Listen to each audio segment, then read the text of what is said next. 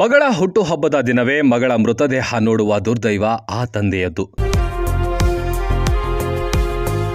ಸಂಸಾರದ ಜವಾಬ್ದಾರಿ ಹೊತ್ತು 10 ಕನಸು ಕಂಡಿದ್ದವಳು ಅಗ್ನಿಯಲ್ಲಿ ಬೆಂದು ಹೋಗಿದ್ಲು. ಎಲೆಕ್ಟ್ರಿಕ್ ಶೋರೂಮ್ ಬೆಂಕಿ ಅವಘಡದ ಇವತ್ತಿನ ಕಂಪ್ಲೀಟ್ ಡೀಟೇಲ್ಸ್ ಇಲ್ಲಿದೆ ನೋಡಿ.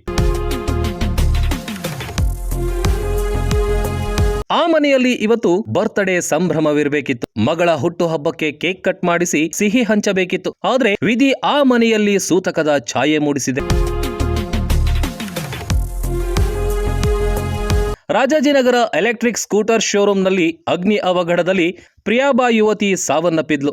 26ನೇ ವರ್ಷಕ್ಕೆ ಪ್ರಿಯಾ ಕಾಲಿಡಬೇಕಿತ್ತು. ಆದ್ರೆ ಬರ್ತ್ಡೇ ಸೆಲೆಬ್ರೇಷನ್ಗೂ ಮೊದಲೇ ಆಕೆಯ ಪ್ರಾಣವನ್ನ ದುರ್ವಿಧಿ ಬಲಿ ಪಡೆದಿದೆ. ಬರ್ತ್ಡೇ ಇರೋದ್ರಿಂದ ಬಟ್ಟೆ ತಂದಿಟ್ಟು ಇವತ್ ಕೇಕ್ ತರೋದಕ್ಕೆ ಕುಟುಂಬ ರೆಡಿ ಮಾಡ್ಕೊಂಡಿತ್ತು. ಮಗಳು ನಮ್ಮ ಮನೆಯ ಮಹಾಲಕ್ಷ್ಮಿ, ಏನೇನೋ ಕನಸು ಕಂಡಿದ್ಲು, ಮನೆ ಜವಾಬ್ದಾರಿ ಹೊತ್ತಿದ್ಲು, ಕಂಪನಿ ಕಷ್ಟ ಅಂದಾಗ ಕಂಪನಿಗೋಸ್ಕರ ದುಡಿದಿದ್ಲು. 20 ಜನ ಇರೋ ಕಂಪನಿಗೆ ಹೆಡ್ ಆಗಿದ್ಲು. 20 ಜನರಲ್ಲಿ ನನ್ನ ಮಗಳು ಮಾತ್ರ ಸತ್ತೋದ್ಲು. ಇದು ಹೇಗಾಯ್ತು? ಇಷ್ಟೊತ್ತಾದ್ರೂ ನನ್ನ ಮಗಳನ್ನ ನೋಡಿಲ್ಲ. ಕಂಪನಿಯವರಿಂದ ಒಂದು ಫೋನ್ ಬಂದಿಲ್ಲ. ಟಿವಿ ನೋಡಿ ವಿಚಾರ ತಿಳ್ಕೊಂಡ್ವಿ. ನಮಗೆ ನ್ಯಾಯ ಬೇಕು ಅಂತ ಮೃತ ಯುವತಿ ತಂದೆ ಆರುಮುಗಂ ಕಣ್ಣೀರು ಹಾಕಿದ್ದಾರೆ.